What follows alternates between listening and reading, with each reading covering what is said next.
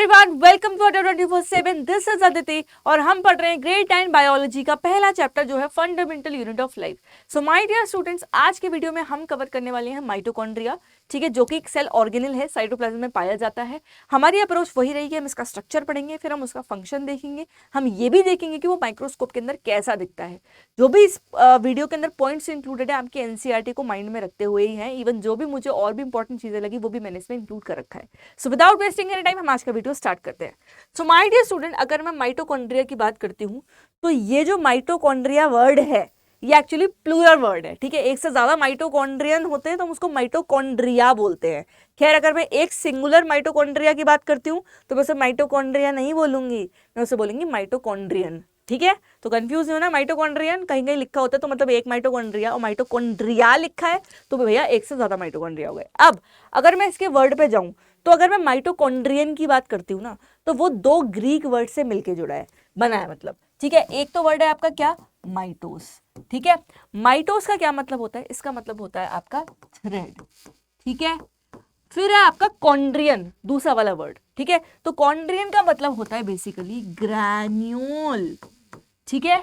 So generally ये एक rod like membrane bound structure है। मेम्ब्रेन बाउंड क्यों है भैया, क्योंकि इसके सराउंडिंग में पक्का से मेम्ब्रेन होगी, इसलिए मेम्ब्रेन बाउंड स्ट्रक्चर है, ठीक है। अगर मैं इसका स्ट्रक्चर का विजुअलाइजेशन देखूं तो इसके पास दो मेम्ब्रेन की कवरिंग होती है, ठीक है। एक नहीं, दो होती हैं, कई कई जगह एक भी होती है, जैसे लाइसोसोम्स के पास एक है, इनके पास दो होती है, ठीक है। एक तो है आपकी आउटर मेम्ब्रेन और दूसरी है आपकी इनर मेम्ब्रेन। अगर आप देखोगे ये है आपकी सबसे बाहर वाली मेम्ब्रेन, कौन सी है, ये है आपकी आउटर मेम्ब्रेन, ठीक है।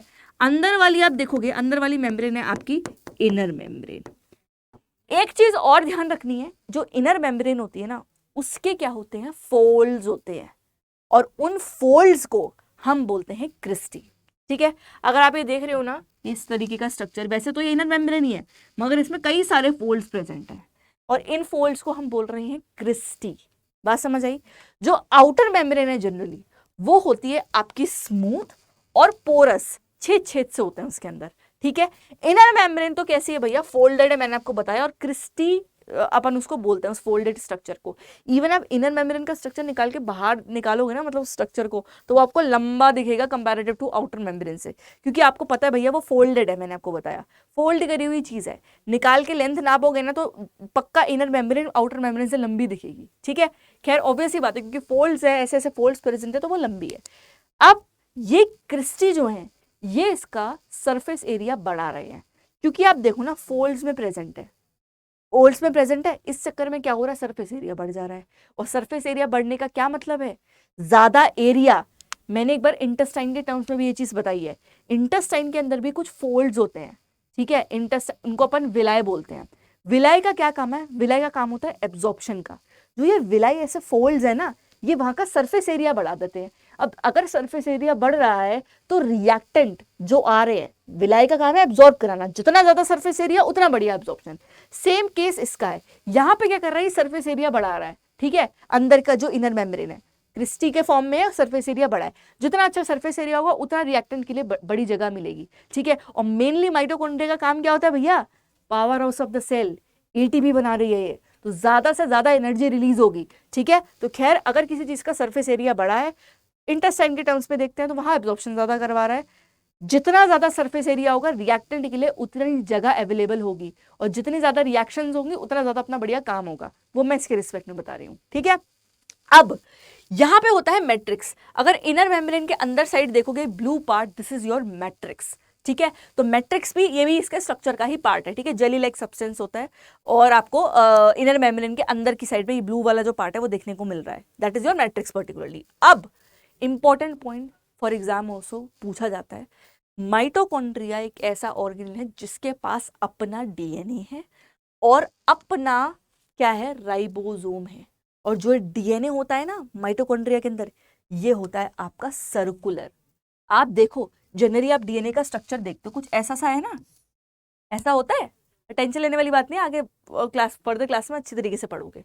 मगर इसका डीएनए का स्ट्रक्चर ना बड़ा क्लोज्ड सा है, मतलब इसमें ओपन एंड्स नहीं देखने को मिलेंगे, इट इज सर्कुलर टाइप, ठीक है।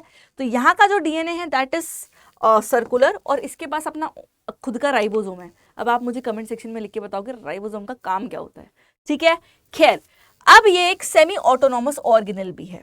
My dear students, semi autonomous organelle हम इसको इसलिए बोलते हैं, उम्मीद है अभी तक बच्चों ने मुझे कमेंट सेक्शन में आंसर लिख के बता दिया होगा, नहीं लिखा है तो अभी पॉज करो, अभी मुझे बताओ, ठीक है। खैर, इसको हम बोलते हैं सेमी ऑटोनॉमस ऑर्गेनल। क्यों बोलते हैं? मैंने आपको बोला कि जो ये माइटोकॉन्ड्रिया है, इसके पास अपना खुद का डीएनए और खुद का राइबोसोम है, ठीक है। राइबोसोम है तो वो पक्का से क्या कर रहा होगा भैया, अपना खुद का ये प्रोटीन बना सकता है, बना सकता है। तो मेजॉरिटी ऑफ प्रोटीन रिक्वायरमेंट जो है माइटोकॉन्ड्रिया की, वो तो ये यहीं से अपने आप खुद से बनाता है और खुद से ले लेता है, ठीक है।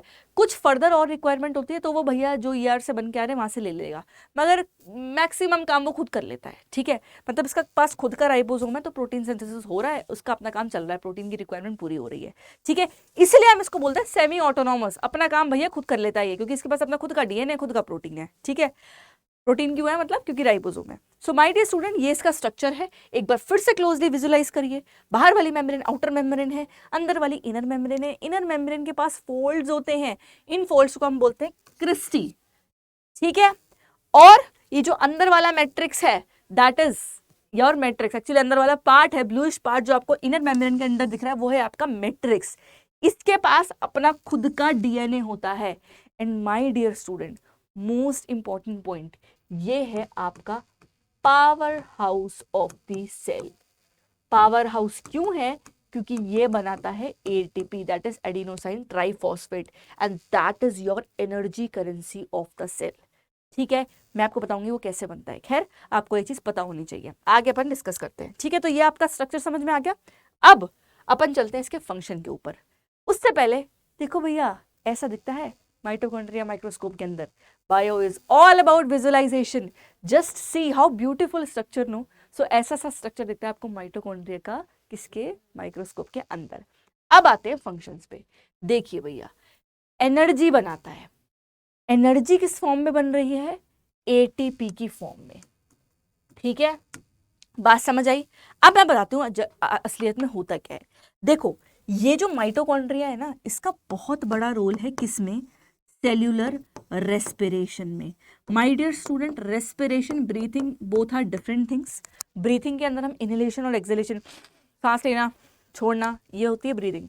रेस्पिरेशन, हम सेल्यूलर रेस्पिरेशन की बात कर रहे हैं। सेल्यूलर रेस्पिरेशन मतलब सेल रेस्पायर कर रही है।